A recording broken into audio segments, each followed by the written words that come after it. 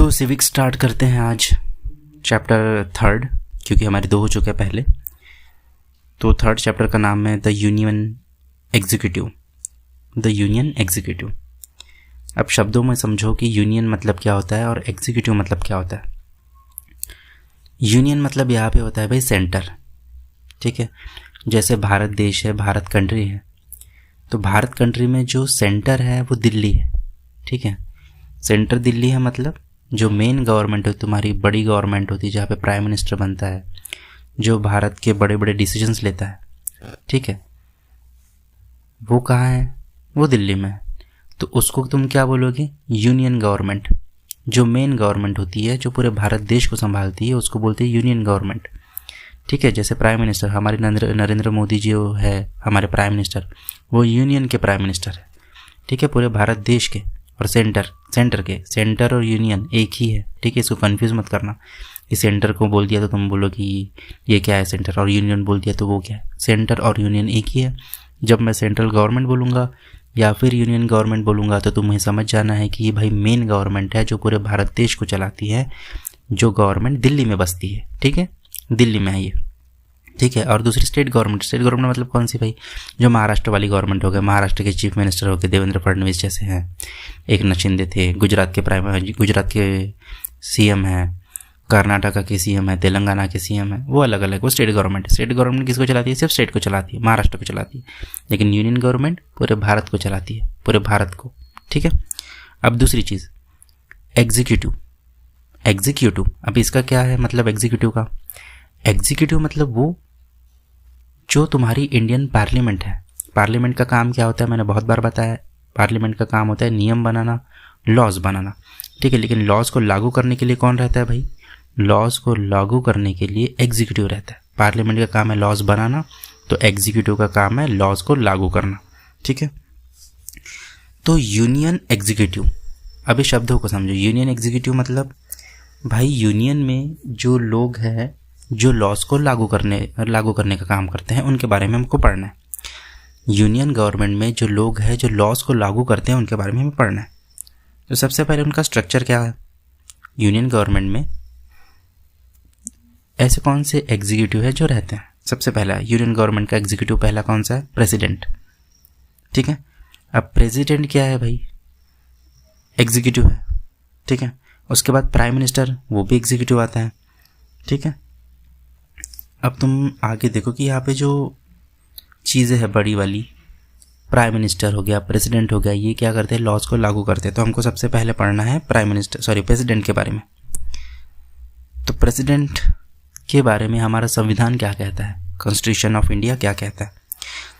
सबसे पहले हमारा कॉन्स्टिट्यूशन ये कहता है कि प्रेसिडेंट जो है भारत का, वो supreme head of the state है, ठीक है। वो हेड है, सुप्रीम हेड है ऑफ इंडिया, ठीक है। अगर तुम्हें किसी ने पूछा कि supreme head of the state क्या है भाई, या फिर सुप्रीम हेड क्या है इंडिया का, कौन है, तो वो है प्रेसिडेंट। ये हमारे संविधान में लिखा गया है।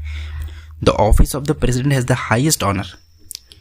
उसको सबसे हाईएस्ट ऑनर रखा जाता है। जब भी प्राइम मिनिस्टर या फिर प्रेसिडेंट का नाम आएगा, जब तुमने देखा होगा कि उसको कतार में सबसे पहले खड़ा करते हैं किसको?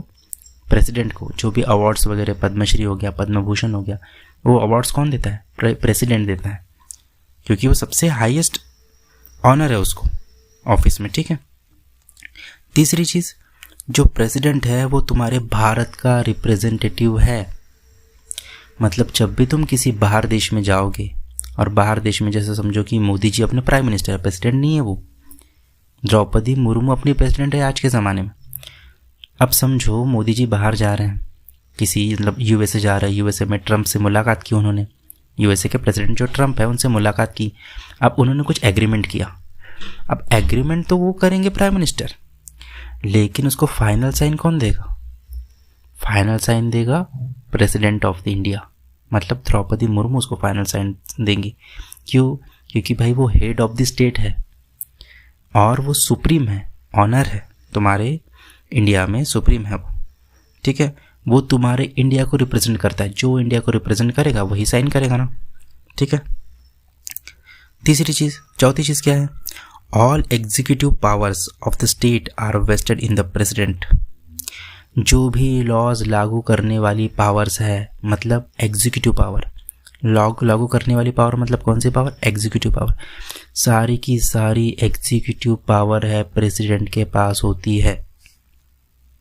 कोई भी लॉ लागू करना रहे जो यूनियन गवर्नमेंट का लॉ है, मतलब सेंट्रल गवर्नमेंट का लॉ है, वो लागू करने के पहले तुम्हें प्रेसिडेंट की सिग्नेचर बहुत ज़्यादा आवश्यक होती है, उसके बगैर तो होगा ही नहीं। समझे? सारी की सारी एग्जीक्यूटिव पावर किस में होती है? प्रेसिडेंट में। तो तुम्हारी जो भी अभी सेंट्रल गवर्नमेंट है, जैसे मोदी गवर्नमेंट अभी चल रही है, वो जो भी काम करती है ना, जो भी काम करती है, जो भी पॉलिसीज चलाती है, जो भी स्कीम्स निकालती हैं, वो सारी की सारी स्कीम्स वो प्रेसिडेंट ऑफ इंडिया के नाम पे निकालती हैं। मतलब द्रौपदी मुर्मू के नाम पे वो लोग स्कीम्स निकालते हैं, पॉलिसीज बनाते हैं, जो भी फंक्शन वो कर रहे हैं वो सब बस सिग्नेचर प्रेसिडेंट की होती है, लेकिन काम करता है प्राइम मिनिस्टर। ठीक है। अब तुम्हें प्रेसिडेंट इतना पावरफुल है तो हम लोग इतना प्राइम मिनिस्टर को इम्पोर्टेंस क्यों देते हैं फिर? कि किसकी गवर्नमेंट? तो भाई नरेंद्र मोदी की। नरेंद्र मोदी कौन है हमारे यहाँ पे? प्रेसिडेंट है या प्राइम मिनिस्टर है? वो प्राइम मिनिस्टर है। तुम जहाँ पे जाओगे वहाँ पे तुमको मोदी का ही नाम सुनाई देगा, क्योंकि वो प्राइम मिनिस्टर है।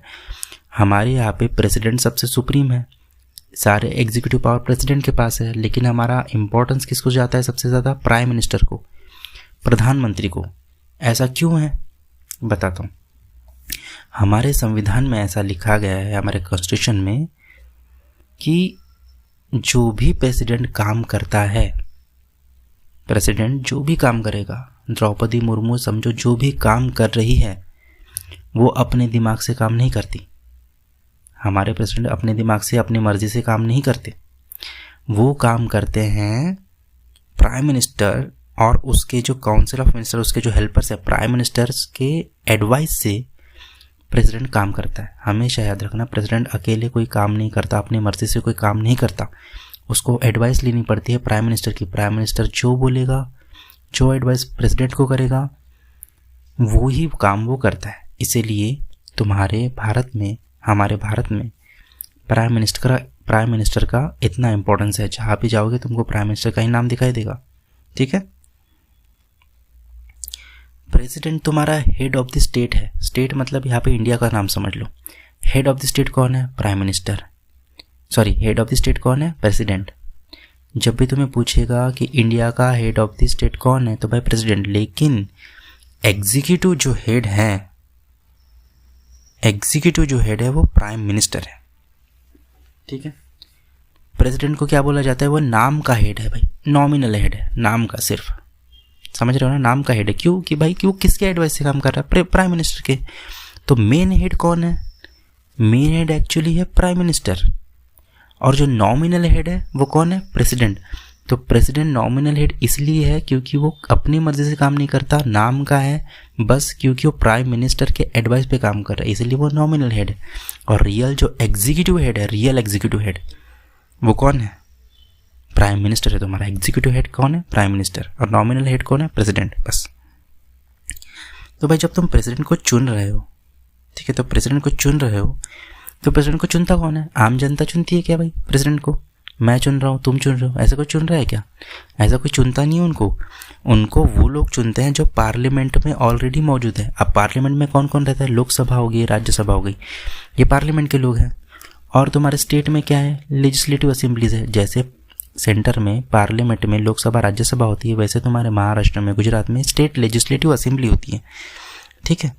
ये लोग, इनका एक ग्रुप बनाया जाता है, पार्लियामेंटेरियंस का, स्टेट लेजिस्लेचर का एक ग्रुप बनाया जाता है। यहाँ पे डायरेक्ट इलेक्शन नहीं होता प्रेसिडेंट का इनडायरेक्ट इलेक्शन होता है। डायरेक्ट इलेक्शन मतलब मैं जाके चुन रहा हूँ, तुम जाके चुन रहे हो, खुद जाके वोट दे रहे हो, वैसा इलेक्शन प्रेसिडेंट का नहीं होता। इलेक्शन उनका ऐसा होता है कि जो पार्लियामेंट में चुने गए लोग हैं, जो हमने चुन के भेजे हैं, जो स्टेट में हमने चुन के भेजे, वो लोग का एक ग्रुप बनता है जिसको बोला जाता है इलेक्टोरल कॉलेज। इलेक्टोरल कॉलेज नाम का एक ग्रुप बनाया जाता है उन पार्लियामेंटेरियंस का, और वो पार्लियामेंट में जो ग्रुप बनता है वो लोग चुनते हैं प्रेसिडेंट। वो इलेक्टोरल कॉलेज के लोग किसको चुनते हैं? प्रेसिडेंट को चुनते हैं। ठीक है। अब प्रेसिडेंट भाई 5 साल के लिए चुना जाता है। उसका टेन्योर कितना होता है? 5 साल का। याद रखना, टेन्योर प्रेसिडेंट का 5 साल का होता है। जो भी प्रेसिडेंट का इलेक्शन लड़ता है उसको शर्त है भाई, जो भी प्रेसिडेंट के इलेक्शन के लिए खड़ा हो रहा है वो सबसे पहले तो इंडिया का सिटीज़न होना चाहिए, इंडिया का नागरिक होना चाहिए, जिसकी एज कम से कम 35 ईयर तो होनी ही चाहिए। 35 से छोटा है तो लड़ नहीं पाएगा, ठीक है। वो एक शपथ लेता है, ओथ लेता है। जब प्रेसिडेंट बनता है तो एक शपथ लेता है कि भाई मैं अपने कॉन्स्टिट्यूशन को प्रोटेक्ट करूँगा। ये उसकी रिस्पॉन्सिबिलिटी है प्रेसिडेंट की। ओथ लेता है वो कि मैं ये रिस्पॉन्सिबिलिटी लेता हूँ कि कॉन्स्टिट्यूशन को प्रोटेक्ट करूँगा, ठीक है।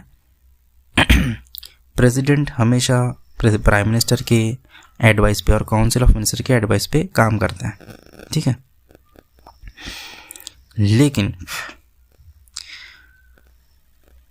अगर वो कॉन्स्टिट्यूशन का प्रोटेक्शन कर रहा है, प्रेसिडेंट कॉन्स्टिट्यूशन का प्रोटेक्शन कर रहा है, लेकिन गलती से उससे ही कॉन्स्टिट्यूशन, मतलब उसने ही वॉयलेट कर दिया तो कॉन्स्टिट्यूशन को, उसने ही कॉन्स्टिट्यूशन को तोड़ दिया, तो कॉन्स्टिट्यूशन के नियम नहीं पाले तो क्या होगा?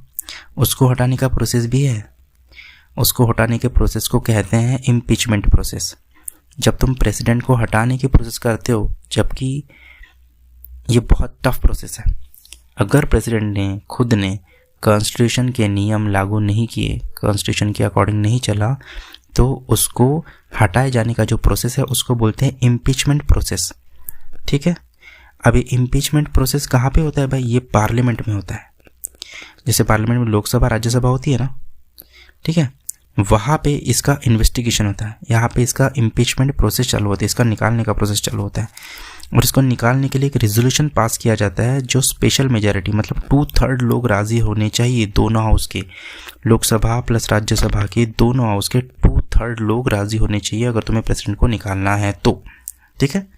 और powers and function of the president क्या होते हैं वो हम अगले चैप्टर में पढ़ेंगे, ठीक है।